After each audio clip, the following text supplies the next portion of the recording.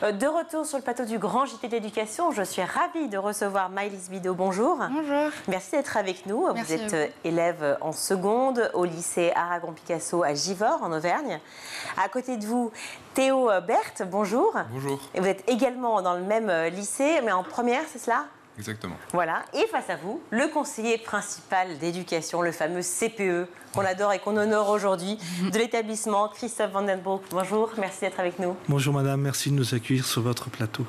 Alors si vous êtes là aujourd'hui, eh bien c'est parce que vous êtes les lauréats avec votre lycée bien sûr, et on va en parler, du prix Éveil à la citoyenneté 2023 dans la catégorie lycée.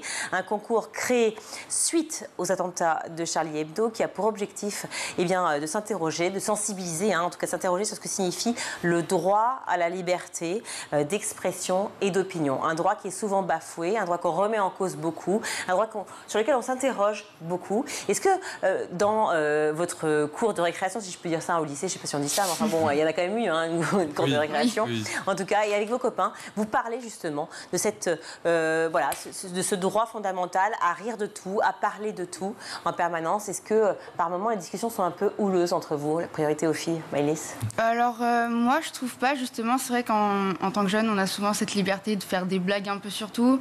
Il n'y a personne qui prend mal, il n'y a rien. Enfin tout va bien quoi. Voilà. Théo? Moi je trouve que oui, je partage l'avis de Maëlys, même si des fois certaines personnes ils ont des idées bien fixées et des fois c'est compliqué de pouvoir les faire changer d'avis, mais sinon ça se passe toujours bien, il n'y a jamais eu de problème envers ça. Souvent avec l'humour ça passe mieux? Oui voilà, c'est ce que je vais dire, souvent on en rigole et puis voilà. Oui, on en rigole. Alors pourquoi vous avez décidé de participer à ce concours? Je crois que c'est par le conseil de vie lycéenne au départ, vous avez eu l'idée de proposer un clip, On dit non, un clip qu'on va voir tous les 4, 5, et tous ceux qui nous regardent ensemble, bien sûr, mais juste un petit mot, pourquoi avoir eu envie de participer aussi à ce concours du prix Éveil à la citoyenneté? Christophe Vandenbroek. Pour moi, en tant que CPE, vous savez, c'est mon rôle de repérer les talents chez les jeunes et de produire des projets avec eux, de les mettre sur le chemin pour qu'ils puissent réaliser des projets. Et il y avait des talents en CVL, j'avais des élèves qui étaient rappeurs, qui ont écrit les paroles justement. Et lorsqu'on a finalisé ce clip, on a, pour mettre en valeur le travail des élèves, la réussite de ce projet, j'ai postulé au nom de l'établissement à plusieurs concours, notamment celui d'Éveil, qu'on a remporté et qui nous a permis d'avancer et de faire connaître le message des jeunes autour de nous, jusqu'à Madame la ministre, Madame Rome, ministre de l'Égalité des Chances, qui nous a reçus le 6 avril. Et je pense que c'est pas fini et qu'on va encore découvrir beaucoup de choses avec ce clip. Alors, Madame la ministre, qu'on reçoit justement la semaine prochaine dans le Grand JT, ce sera l'occasion pour vous de mieux la connaître, évidemment. On va regarder ensemble un extrait de ce clip. Ici, on ne vit pas pour les autres, on apprend à vivre avec eux. Ouais. On se moquera jamais du physique de quelqu'un sur Internet. Non. Soyons unis comme une nation, ensemble nous nous battons. C'est le respect que nous voulons, trop de discrimination. Le sexisme, ça on dit non. Le racisme, c'est pour les cons. L'antisémitisme, on dit non. L'homophobie, c'est pour les cons. Tous ensemble, nous lutterons. Filles ou garçons, nous lutterons. Lycéens, nous lutterons. Le respect, c'est pour les bons. La thématique choisie, on lutte justement contre la discrimination, donc on dit non ensemble contre toutes les formes de discrimination. Ce thème-là, c'était un thème qui vous était très cher? Oui, c'était très cher parce que il y a plusieurs sortes de discrimination, il faut tous les dénoncer, il ne faut pas en laisser une justement de côté et il faut essayer tous de les dénoncer pour pouvoir avancer justement contre ces discriminations. Oui, parce qu'au début, le projet, c'était juste de faire quelque chose contre l'homophobie. Et puis au final, comme dit Théo, on s'est rendu compte qu'il y a plein d'autres discriminations, on n'en parle pas assez, il n'y a pas que l'homophobie, le racisme, l'antisémitisme, le sexisme. Du coup, on voulait faire quelque chose qui regroupe un peu tout et puis voilà, en parler et dénoncer surtout. Et dire non aux discriminations, justement. Dire non, évidemment, on dit non. Alors, qu'est-ce qui a écrit les paroles, qui a composé la musique? Parce que c'est un travail colossal à mettre en place tout ça. C'était Théo. alors le projet il a commencé en 2020. C'était un talent que justement Monsieur Van Der Broek a repéré. Il écrivait de la musique, du rap essentiellement. On donne son nom ? Ali Djoudi, qui a écrit les paroles avec le CVL, effectivement. Et donc du coup il a écrit les paroles, puis après ça a été mis en pause avec le CVL, il a écrit les paroles et puis ça a été mis en pause avec la pandémie. Et le projet a été repris encore avec le conseil de vie lycéenne en 2020 à faire des répétitions de chants, où on a commencé à tourner le clip, on a aussi chanté en studio et on a fait toutes ces choses-là. Qui réalise le clip ? Alors il y a 4 étapes. Les 4 étapes, c'est d'abord ils ont fait une commande auprès du compositeur Serge Folly, qu'on remercie, qui a créé cette musique, qui a répondu tout de suite aux attentes des jeunes et qui a emballé tout le monde. Ensuite, il y a toutes ces séances de travail, d'apprentissage de chant. C'est pas tous des professionnels du chant et pourtant la qualité, elle est là. Ensuite, il y a l'étape de la chorégraphie, où pour rendre dynamique ce clip, alors vous savez, faire danser un jeune devant une caméra. Mais le CPE, en revanche, il danse sacrément bien. Attention. Je ne sais pas s'il danse bien. Et puis ensuite, une fois qu'on a appris la chorégraphie, l'option cinéma a écrit ce scénario en fonction des paroles, de la musique. Et ils ont choisi les plans, les discriminations, comment ils les mettent en valeur.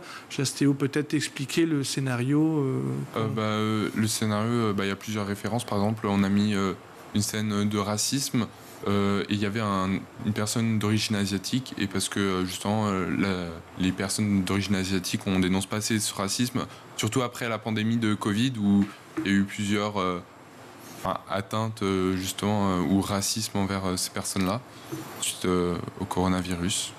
Alors, je le disais, c'est à la fois par rapport au conseil de vie lycéenne et cette idée de clip, ensemble contre toutes les formes de discrimination, puis cette participation au concours Éveil, un concours qui éveille à la citoyenneté, justement, et qui a pour objectif de s'interroger sur ce que signifie le droit à la liberté d'expression, à la liberté d'opinion. Il a été créé, juste, je disais, après les attentats de Charlie Hebdo. Est-ce que aussi c'est une thématique qui vous tenait à cœur, ce concours en particulier, vous vouliez participer parce que vous avez été extrêmement touché par ce qui s'est passé et vous êtes toujours évidemment en alerte contre ces formes de discrimination là aussi? Maëlys? Oui, c'est sûr que les attentats, c'est quelque chose qui nous a tous marqués. Et donc, avec ce clip qui est un outil utile contre les formes de discrimination, le présenter au prix Éveil, c'est quelque chose qui nous tenait à cœur, puisque c'est vraiment le prix par excellence pour dénoncer ce genre de choses, la liberté, pas la dénoncer, mais promouvoir la liberté d'expression, et donc faire passer notre clip à travers...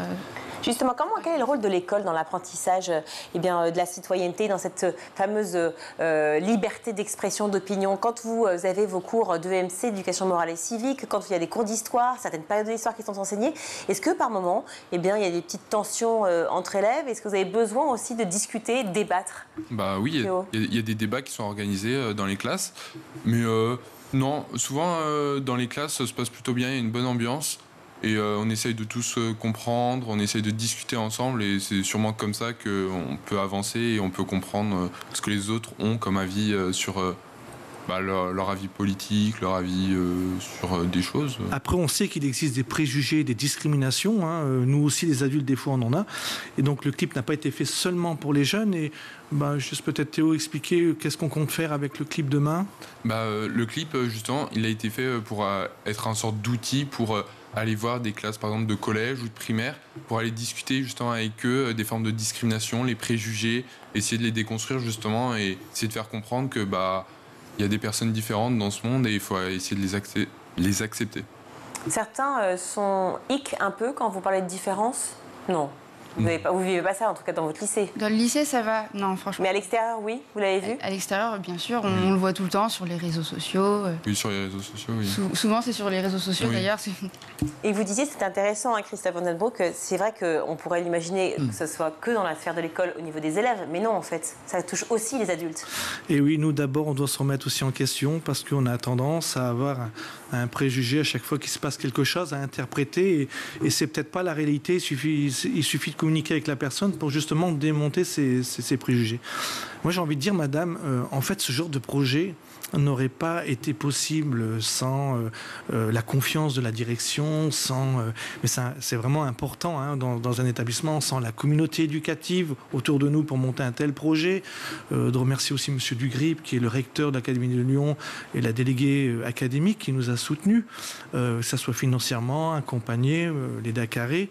Et remercier aussi tous les partenaires financiers, parce que ça a un coût aussi de faire un clip, parce que c'est un outil qu'on souhaite avoir pour demain sensibiliser tous les jeunes et les adultes. Et donc je veux remercier la région qui a participé, les maires, notamment le maire de Givors, le député qui nous invite à l'Assemblée nationale à la rentrée pour le présenter à la présidente de l'Assemblée nationale.